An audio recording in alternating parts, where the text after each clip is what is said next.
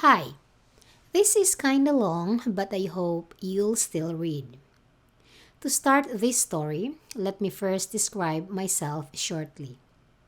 My old friends, mostly school friends, would always remember me as a short tempered and self centered person.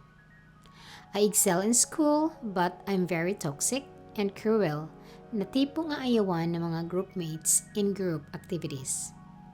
Aside from that, masakit akong magsalita that I am not aware of before. Ganun lang kasi talaga ako magsalita. Pero masakit pala para sa iba.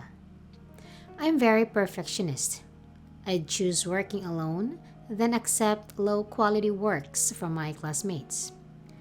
But those all rooted from a very stressed and tired me. Way back then, kasi lagi akong pagod sa bahay at parang school lang yung pahingahan ko. Kaya yun, wala akong masyadong friends.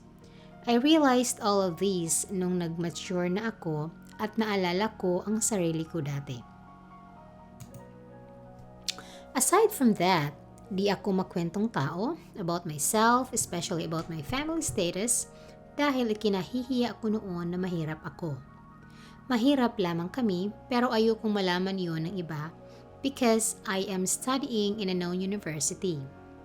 Pero puro utang naman ang mga tuition ko and yun nga kailangan kong makitira at maging parang katulong nila para lang makapag-aral. So 2018, I started working on my first job. I was in a long-term relationship back then. We're going 6 years during that time ng ex ko. At first, girlfriend ko siya. But it was a toxic relationship. Parang kumakapit lamang kami pareho dahil sayang kasi ang tagal na at parang nasanay na lang kami na laging magka-chat. Pero palagi kaming nag-aaway even in the most little things. Which is ngayon ko lang na-realize na ako pala talaga yung mas toxic sa aming dalawa dahil sa ugali ko. LDR kami kasi nag-college ako sa Manila and siya sa province. And we're high school sweethearts. My college life wasn't an easy life, not only because I took up electrical engineering, but also because I lived with my relatives and parang naging mas mahirap pa yung pakikitira ko kaysa pag-aaral ko. Pero tiniis ko lahat yun dahil sila lang yung way ko para makatapos. Lagi akong pagod sa bahay because I had so much responsibilities in exchange of allowing me to live with them so I can study. So yun, she was my constant during those years. Kahit palagi kaming nag-aaway, at least she was there to listen and motivate me kapag pagod na pagod ako sa buhay, pag-aaral at pakikitira ko. When I started working, my life changed a little. Mas magaan na yung buhay dahil mas madali naman ang naging trabaho ko kaysa pag-aaral. Ganun pa rin, nakikitira pa rin ako sa relatives pero nabawasan na yung stress ko.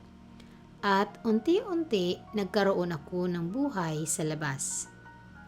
I enjoy the company of meeting new people and making friends, workmates, bonding with them, eating outside, minsan gumagala, and other little things that I never experienced back then. Kasi nga, nakikitira ako and I have so much responsibilities sa bahay na yun. I started being happy, making a life, pero di yun naging okay sa ex ko at naghiwalay kami. Napagod na rin ako kasi nga toxic na rin talaga sa isa't isa. Wala na kaming hindi pinag-aawayan, kaya di na ako nakipagbalikan. Tapos yun, tuloy ang buhay. Ganun pa rin. Masaya ako sa bagong simula ng buhay ko. Nalulungkot lang ako minsan sa gabi, yung uuwi ako na wala na akong i-chat or tatawagan. Then, I have this girl na katrabaho ko. She's 3 years older than me. Fresh grad ako, Naging ka-team ko siya and she became my senior. Masungit siya, hindi approachable, laging naka-hood while working at kape ng kape. But based on my observation, she excels at work dahil mukhang paborito siya ng manager at ng supervisor namin. Kaso, ilang linggo ko pa lang sa work noon, narinig ko siya na kinakausap niya yung supervisor namin. Nagpaalam siya na mag-resign na. Ewan ko, nalungkot ako noon. Nasayangan ako sa kanya. Tapos yon, since senior ko nga siya, nagkakausap kami sa work until after a few days. Nakakwentuhan ko na siya at nakakabiruan hanggang sa tinanong ko bakit siya magre-resign at pinigilan ko siya. Tama ang observation ko. Magaling siya sa trabaho. Pero mali pala ako na masungit siya at hindi approachable. Mabait siya, masayahin, matulungin, gusto ng lahat sa opisina. Araw-araw ko siya nung binibero na wag na niyang ituloy ang pagre-resign. Saka na lang, turuan niya muna ako hanggang matapos ang probationary period ko after 6 months. To make the story short, naging close kami. Until nakalimutan niya na palang magpa-sign ng resignation letter. Verbal lang ang naganap. And yeah, after the breakup with my ex, siya yung palagi kong nakakausap. From work topics until mga personal topics na. Lumalabas kami after work. May mga ibang kasama naman kami na iba pa naming mga katrabaho. Kaya naging mas close kami at hindi ko namamalaya na sobrang saya ko na kasama ko siya at nahuhulog na ako sa kanya. Tapos one time, nagkayayaan kami magtagaytay. 3 kami, ako, siya at yung isa naming teammate. Kaso, noong araw na aalis na kami, nag-back out yung isa naming kasama. May emergency pero magkasama na kami noong umaga na yun, kaya tumuloy kami na kami na lang 2. Habang nasa biyahe sa bus, nakakatulog-tulog siya. Napapasandal sa balikat ko. Ang saya, ang sarap sa puso. Tapos hinawakan ko yung kamay niya. In-expect ko, natatanggalin niya pero hindi niya ginawa. And that was the start of our story. After that day, nothing awkward happened. Instead, mas naging okay kami at nakikita ko na din na gusto niya ako kaya after a few weeks, nag-confess ako at nalaman kong pareho kami ng nararamdaman. At first, she was very confused and scared because I'm her first. But I assured her that we don't have to rush. Sundin niya lang ang nararamdaman niya and I will wait for her. This is my first time being in a relationship na sa personal na. Sa ex ko kasi patago-tago nung high school tapos nag-LDR na nung college. Mahirap nung una, pabebe kasi siya, not yet ready to show off our relationship, and being clingy is one of my love language. Kaya para kaming high school na nagtatago ng relasyon. Chat-chat sa gabi pero kapag may kasamang iba, casual lang na parang magkaibigan lang. But I understand her and respected her. This is her first and I'm very much willing to wait for her to be ready. Time passed by so fast. Every single day, I'm very motivated to go to work and excel in my chosen field. In fact, after probationary period ko, hindi lang ako na regular. Na-promote pa ako. Same with her. After a few months, nagkaroon ng bagong team and she was promoted to be the new team supervisor. We became each other's strength and helping hands whenever her or I needed help. Time passed by so fast, na ganun ang setup, but my favorite part of everyday is, little by little, she's changing me to be a better person. As I mentioned, sobrang bait niyang tao. Very opposite to how I describe my old self in this story.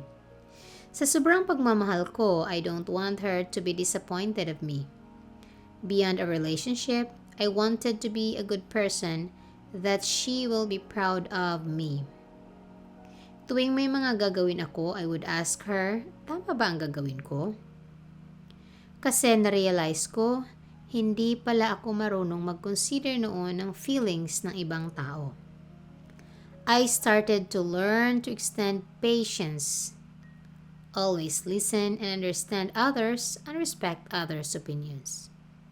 She's always reminding me to think first before saying anything. Always put myself in others' shoe and think of how they'd feel. Kapag feeling niya may nagawa akong mali, she will talk to me and explain where did I go wrong and what I should have done. In return, I promise her to never do it again and learn from my mistake. Sa relasyon naman namin, it's our habit since the start to always be 100% honest to each other. Kapag may problema, pag-usapan at isolve namin pareho kung saan pag-uusapan namin saan kaming dalawa nagkamali at anong step ang dapat naming gawin para hindi na maulit ang ganoong mga away. We always talk and say how we are feeling so far. May nagkukulang ba or may sumusobra? We acknowledge even the most little things so we won't have conflicts. We became so comfortable and open to each other because of how we handle our relationship. That's why she's the very first person that I had the courage to tell about my family background and my whole story. I let her in my whole life that made me accept the true me at wag ikahiya yun. I let her knew everything. Mula sa mga gabing iyak na lang ako ng iyak sa pagod, na parang ginagawa na akong katulong sa bahay ng mga kamag-anak namin hanggang sa mga utang namin para lang makapagtapos ako. I never imagined that it will become the stepping stone para matanggap ko rin ang sarili ko. Overall, I have buried my old self and I am on my better version now. I can now proudly tell my story to my friends. I'm always choosing to be the bigger person in every situation, being kind to others and always considering others' feelings, thinking twice before saying anything. Of course, tao lang naman din ako, minsan nakakalimutan ko. I'm not perfect, but I'm very far from the old me because of her.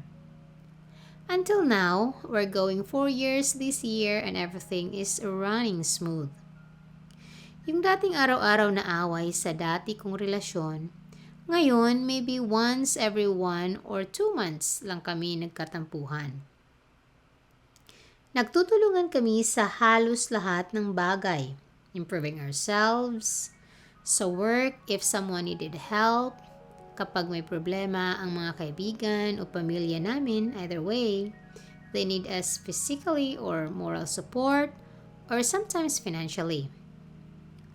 Within our 4 years relationship, she witnessed how much I've grown as a person and how much I helped my family that I can finally say that we've gone far from what we are before.